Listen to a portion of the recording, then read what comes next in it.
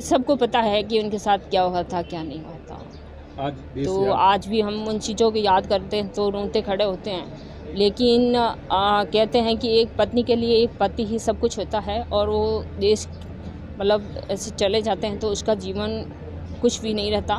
लेकिन एक वही पति अगर एक देश के लिए शहीद हो तो उसे सर खड़ा करके ही देश के लिए काम करना चाहिए। मैं कारगिल भी गई थी, तो उन पहाड़ियों को और वहाँ के नज़ारे को देखा मैंने, तो एक अलग ही महसूस किया कि वाकई हमारे यहाँ के जो वीर हैं मिट्टी के, जिन्होंने अपना बलिदान एक धरती माँ के लिए दिया है, वो कोई नहीं दे सकता।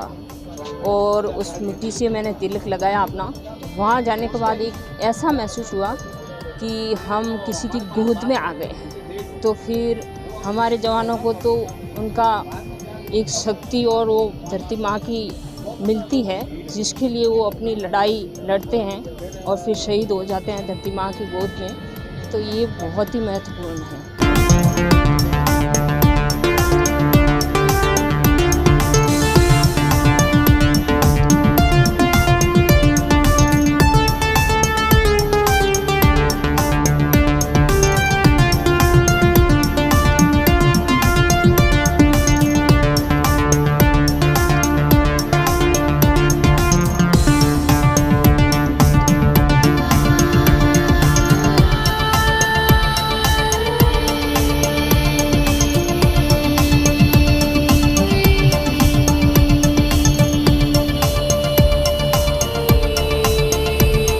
आज 26 जुलाई कारगिल दिवस है। आज के दिन हमारी सेना ने विजय हासिल की थी और मैं कारगिल भी गई थी, तो उन पहाड़ियों को और वहाँ के नज़ारे को देखा मैंने, तो एक अलग ही महसूस किया कि वाकई हमारे यहाँ के जो वीर हैं मिट्टी के, जिन्होंने अपना बलिदान एक धरती माँ के लिए दिया है, वो कोई नहीं दे सकता। और उस मिट्टी से मैंने तिलक लगाया अपना। वहाँ जाने के बाद एक ऐसा महसूस हुआ कि हम किसी की गोद में आ गए हैं। तो फिर हमारे जवानों को तो उनका एक शक्ति और वो धरती माँ की मिलती है, जिसके लिए वो अपनी लड़ाई लड़ते हैं और फिर शहीद हो जाते हैं धरती माँ की गोद में। तो ये बहुत ही महत्वपूर्ण है। और दूसरा, आज का प्रोग्राम बहुत अच्छा रहा और रावल साहब पधारे, हमें बहुत खुशी हुई। धोरी महीने के सारे लोग पधारे, वीडियो साहब आए, बहुत अच्छा लगा। यहाँ भी हमने मूर्ति लगा रखी है, कोई भी आ सकता है, किसी को भी ऐतराज़ नहीं है कि एक शहीद की मूर्ति पर कोई नहीं आ जा सकता। और बाकी तो क्या बच्चे आए, बच्चों के लिए मैं 2 बात ज़रूर कहना चाहूँगी कि बच्चे आज के देश के लिए भविष्य हैं। उनको एक प्रेरणा दी जाए अपने माता पिता की तरफ से, क्योंकि बच्चे ज़्यादा स्कूल से ज़्यादा घर में रहते हैं, तो उनको अपने माता पिता की ओर से प्रेरणा ये मिलनी चाहिए, उनका साथ मिलना चाहिए एक दोस्त की तरह, ताकि वो बच्चा आगे जा सके। उस पर ये प्रेशर ना डाले कि आप ये सब्जेक्ट लो, ये सब्जेक्ट लो, इतने नंबर लाओ, ये प्रेशर ना डालें, क्योंकि इससे बच्चे बहुत ज़्यादा हमारे देश के भविष्य ख़त्म हो रहे हैं। इसलिए ये प्रेरणा माँ बाप से शुरू होती है। ये माँ बाप अपने बच्चों को दे।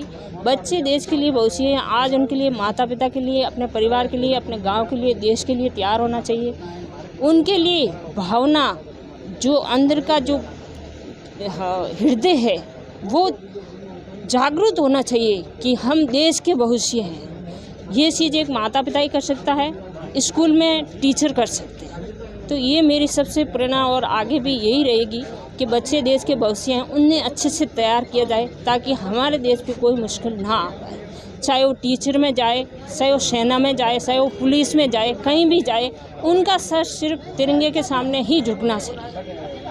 अगर बात करूँ मैं 15 मई 1999 का जो तारीख था, उसके बाद कितना कुछ बदल गया?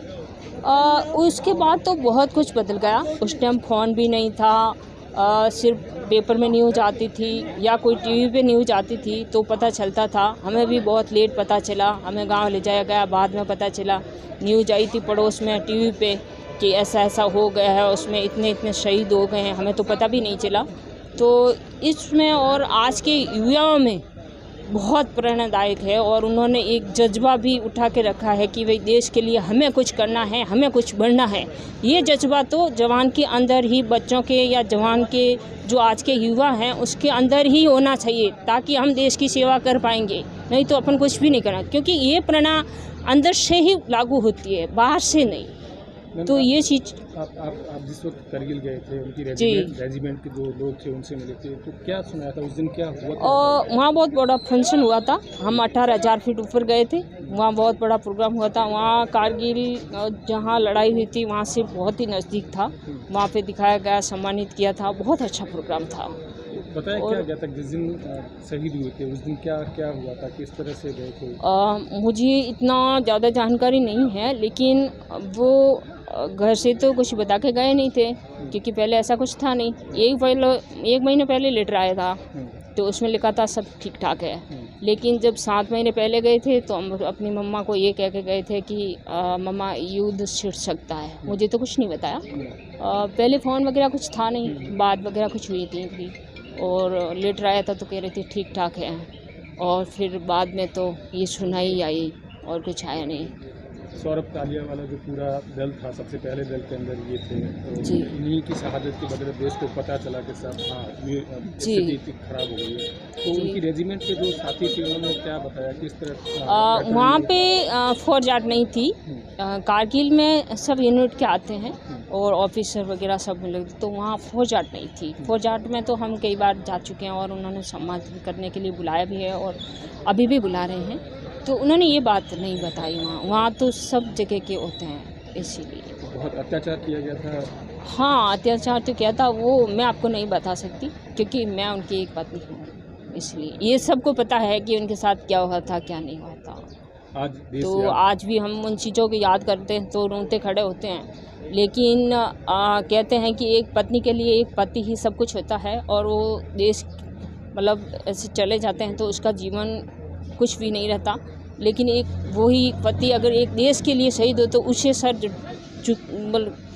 खड़ा करके ही देश के लिए काम करना चाहिए। अपने बच्चों को प्रेरणा देनी चाहिए, अच्छा देश का, गांव का, सबका साथ देना चाहिए। यही मेरी प्रेरणा रहेगी।